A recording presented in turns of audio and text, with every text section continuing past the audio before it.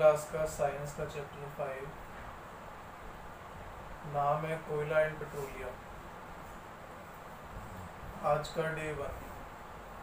सबसे पहला सवाल आता है यही नाम क्यों दिया है भाई, कोयला पेट्रोलियम।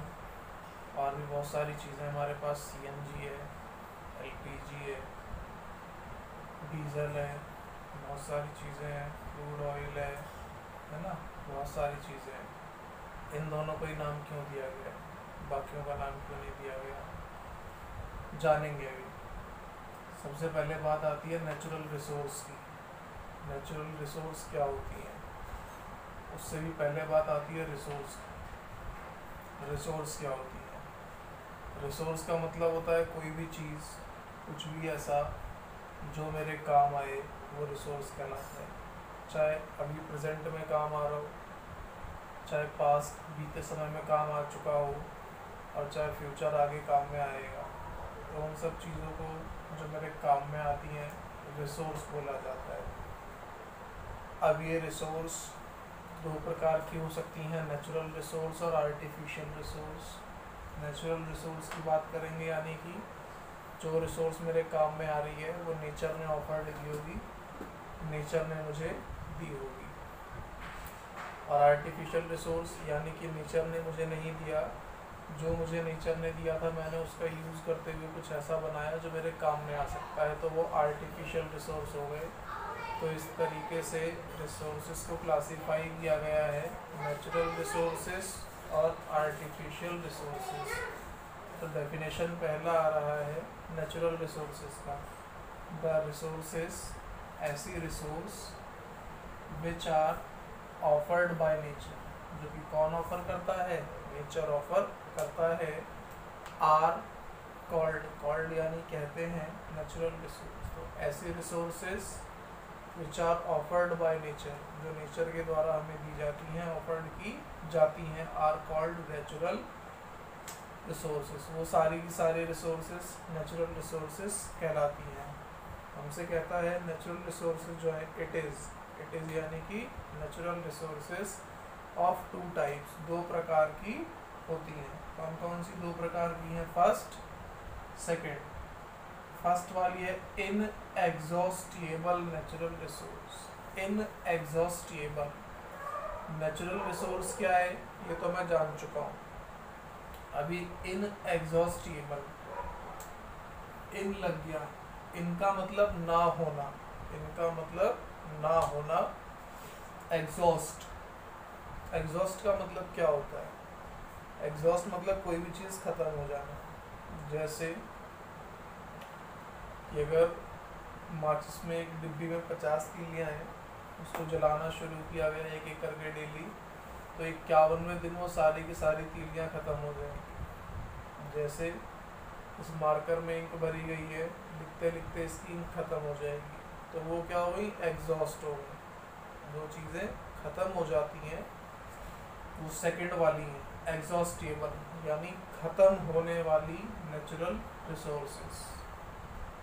जबकि ऊपर कह रहा है इनका मतलब बताया कि नहीं, क्या नहीं होना है? एग्जॉस्ट नहीं होना है, यानी कि ख़त्म नहीं होना है। जैसे कि सूरज की रोशनी ख़त्म नहीं हो सकती, हवा ख़त्म नहीं हो सकती, पानी ख़त्म नहीं हो सकता, ज़मीन ख़त्म नहीं हो सकती। तो ये सारी चीज़ें क्या हैं? और भी बहुत सारे हैं। तो वो चीज़ें जो ख़त्म नहीं हो सकती लेकिन नेचर के द्वारा ऑफर्ड की जाती हैं, वो इनएग्जॉस्टेबल नेचुरल रिसोर्सेज कहलाती हैं। लेकिन वो सारे रिसोर्सेज जो ख़त्म हो सकती हैं और नेचर के द्वारा ऑफर्ड होती हैं, यानी कि नेचर हमें देता है और ख़त्म हो जाती हैं, उन सारे रिसोर्सेज को एग्जॉस्टेबल नेचुरल रिसोर्सेज बोला जाता है। अब डेफिनेशन पढ़ रहे हैं। सबसे पहले inexhaustible natural resource, the resources are available, वो रिसोर्सेज जो कि अवेलेबल हैं इन द अनलिमिटेड क्वांटिटी, ये हमें ध्यान रखना है, इन द अनलिमिटेड क्वांटिटी, जिनकी क्वांटिटी ही नहीं पता। जैसे कि अभी एग्जांपल लिया गया था कि माचिस की डब्बी में 50 तीलियाँ हैं, तो मुझे पता है ना कि इसमें 50 तीलियाँ पड़ी हैं, यानी काउंटेबल है, लिमिटेड है, गिनी चुनी है। इस मार्कर में कितनी बूंद इंक डाली गई है पता है, हमें गिनी चुनी है, तो वो लिमिटेड है, तो वो लिमिटेड है, हमें पता है। लेकिन यहाँ पर क्या है, नेचुरल जो रिसोर्सेस हैं वो अनलिमिटेड है। जैसे सनलाइट अनलिमिटेड है, एयर अनलिमिटेड है, जो कि कहाँ अवेलेबल है, in the nature, and are not likely to be exhausted. Not likely, जो कि नहीं होने वाली, क्या नहीं होने वाली, एग्जॉस्ट, खत्म नहीं होने वाली हैंगी। कब नहीं खत्म होंगी, बाय द ह्यूमन एक्टिविटी, इंसान की एक्टिविटी के द्वारा। एग्जाम्पल सनलाइट और एयर इसके एग्जाम्पल्स हो गए। इसी प्रकार से सेकंड दिखा रहा है एग्जॉस्टेबल नेचुरल रिसोर्स, यानी कि नेचर में अवेलेबल होगी और एग्जॉस्टेबल होगी, यानी कि वो रिसोर्स खत्म हो जाएगी। तो हमें कहता है the amount of these resources in nature, nature के अंदर जो रिसोर्स हैं, क्या बोल रहा है, एग्जॉस्टेबल है ना, यानी खत्म होने वाली है। तो खत्म कौन होंगी, जो गिनी चुनी होंगी, लिमिटेड रिसोर्सेज होंगी, वो खत्म होंगी। Amount of these resources in nature are is limited, इन रिसोर्सेज का अमाउंट नेचर में लिमिटेड है। दे कैन बी एग्जॉस्टेड, ये एग्जॉस्ट हो सकती हैं, यानी कि ख़त्म हो सकती हैं। कब ख़त्म हो सकती हैं, ह्यूमन की एक्टिविटी के द्वारा, जब इंसान इनको इस्तेमाल करना शुरू कर देता है। तो इस तरीके से हमने नेचुरल रिसोर्स क्या होती है, उससे भी पहले रिसोर्स क्या होती है। तो रिसोर्स की दो टाइप है, नेचुरल रिसोर्स और आर्टिफिशियल। नेचुरल जो नेचर हमें देता है, बनी बनाई मिलती हैं, आर्टिफिशियल जो हम लोग बनाते हैं। तो हम इस चैप्टर में सिर्फ नेचुरल रिसोर्सेज के बारे में पढ़ने वाले हैं, आर्टिफिशियल के बारे में नहीं। फिर नेचुरल रिसोर्स भी दो टाइप की हो सकती है, इनएग्जॉस्टेबल जो कभी ख़त्म ही नहीं होगी, एग्जॉस्टेबल जो ख़त्म हो जाएगी। तो हमें जो इनएग्जॉस्टेबल है उसके एग्जांपल्स दिखा रखे हैं, सनलाइट और एयर, दो एग्जांपल दिखाए गए हैं। इसी प्रकार से एग्जॉस्टेबल जो ख़त्म हो जाएंगे उनके एग्जांपल से फॉरेस्ट ख़त्म हो सकता है। एक कटर ले लो लकड़ी काटने वाला और सारे पेड़ काट डालो तो ख़त्म हो गया, एग्जॉस्ट हो गया, है ना। इसी प्रकार से वाइल्ड लाइफ, जंगली जीवन, जंगल के सारे जानवरों को मार दो, एग्जॉस्ट हो गया, ख़त्म हो गया। मिनरल, यानी किसी मिट्टी में किसी पर्टिकुलर लोकेशन पे किसी एक जगह पर जितने भी मिनरल्स पाए जा रहे हैं, मिनरल्स यानी कि मिट्टी के अंदर जब मिनरल्स पाए जाते हैं तभी बोला जाता है कि मिट्टी अच्छी है पर क्रॉप उगाने के लिए, फसल उगाने के लिए। मिट्टी के अंदर अगर मिनरल नहीं है तो उसे अच्छा नहीं माना जाता, फर्टाइल नहीं माना जाता फसल उगाने के लिए। जैसे यहाँ पर हमारी गली में और घरों की जो मिट्टी है उसके अंदर कोई मिनरल नहीं है, क्योंकि उसके अंदर फर्टाइल अनाज उगाने की क्षमता नहीं है। लेकिन खेतों में जो ज़मीन होती है उसमें मिनरल की क्वांटिटी बहुत अच्छी पाई जाती है, तो उनके अंदर मिनरल्स पाए जाते हैं, यानी उनके अंदर अनाज उगाने की क्षमता पाई जाती है।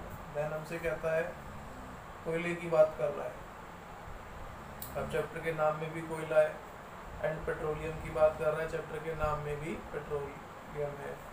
यानी कि मुझे समझ में आई बात कि कोयला और पेट्रोल तो एग्जॉस्टेबल नेचुरल रिसोर्स के एग्जाम्पल हैं, यानी कि चैप्टर में पढ़ने क्या वाले हैं, एग्जॉस्टेबल नेचुरल रिसोर्सेज के बारे में पढ़ा जाने वाला है। यानी चैप्टर में इन एग्जॉस्टेबल के बारे में आगे कुछ भी नहीं पढ़ा जाए।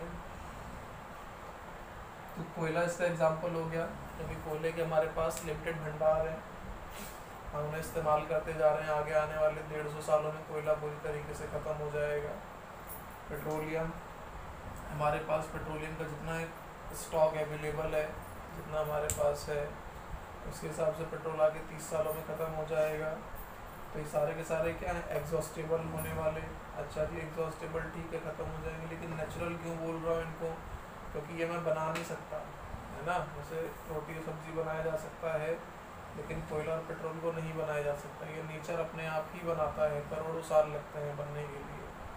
तो ये इसीलिए नेचर बना रहा है, इसलिए नेचुरल है, और मेरे काम में आ रही हैं इसलिए रिसोर्सेज हैं, और काम में आने के बाद भी ये ख़त्म भी हो जाती हैं जल करके, इस्तेमाल हो करके, इसीलिए ये एग्जॉस्टेबल है।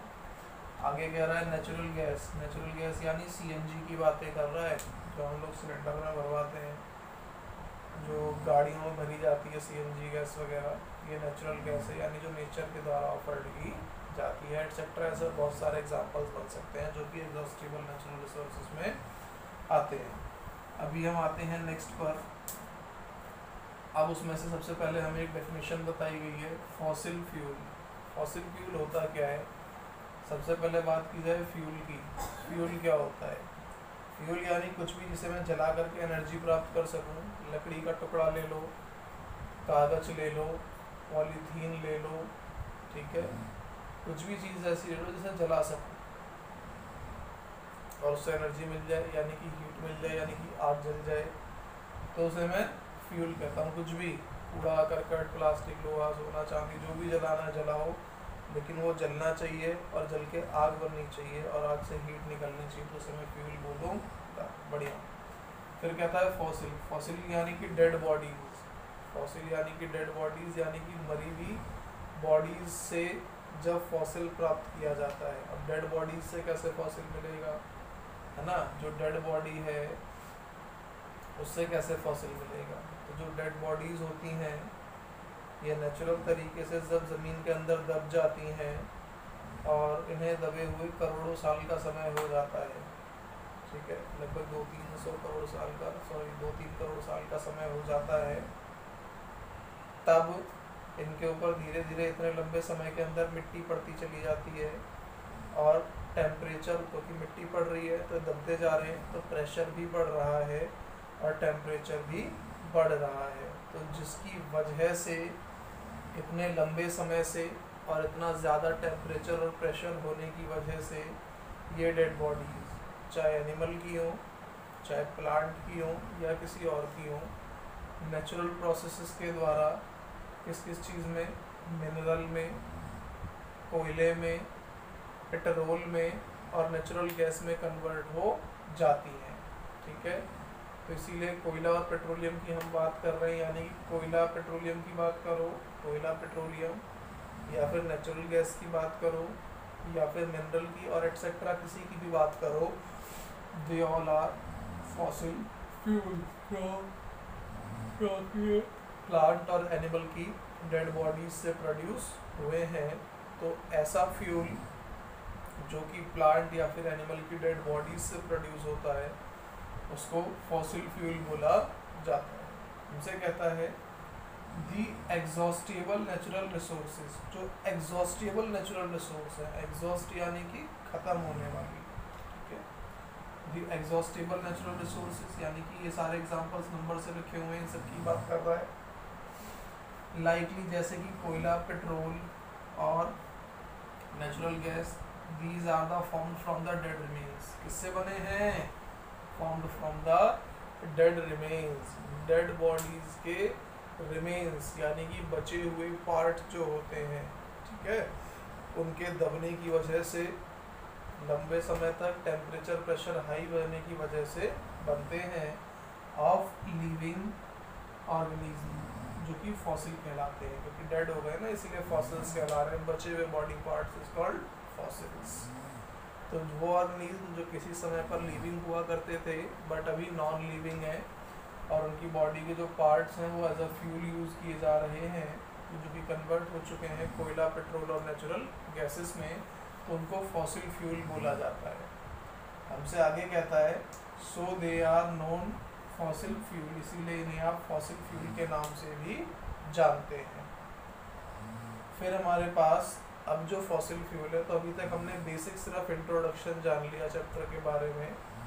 इंट्रोडक्शन यानी कि इसकी जानकारी, क्या हो रहा है, क्या पढ़ा जाएगा, छोटा सा एक इंट्रोडक्शन हो गया।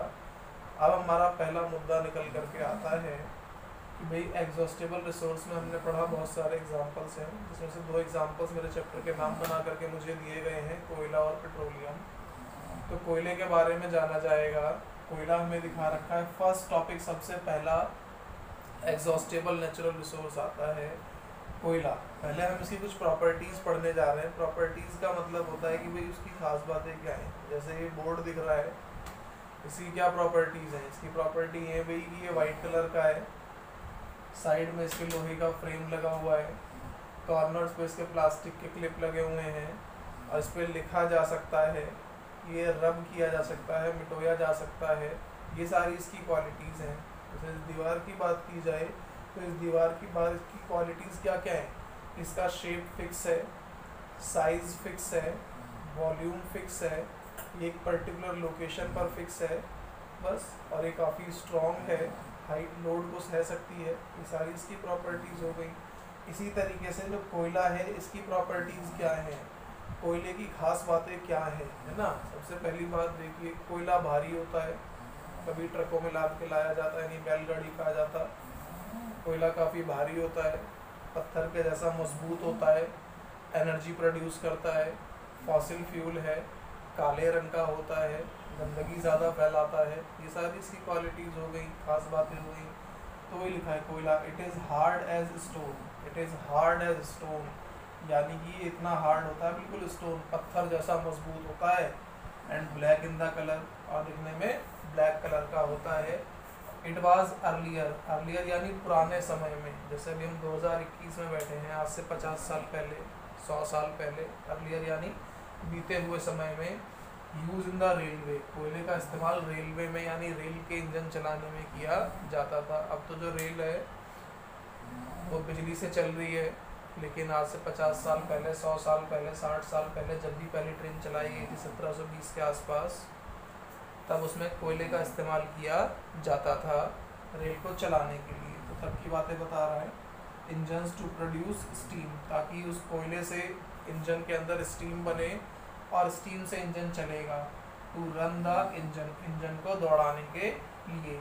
It is also used in thermal power plant to produce electricity, और साथ ही साथ आजकल जो बिजली बन रही है, जो बिजली हम लोग इस्तेमाल कर रहे हैं लाइट, उसको बनाने के लिए भी thermal power plant, thermal power plant का मतलब होता है जहाँ बिजली घर लगा हुआ होता है, जहाँ बिजली बनाई जाती है।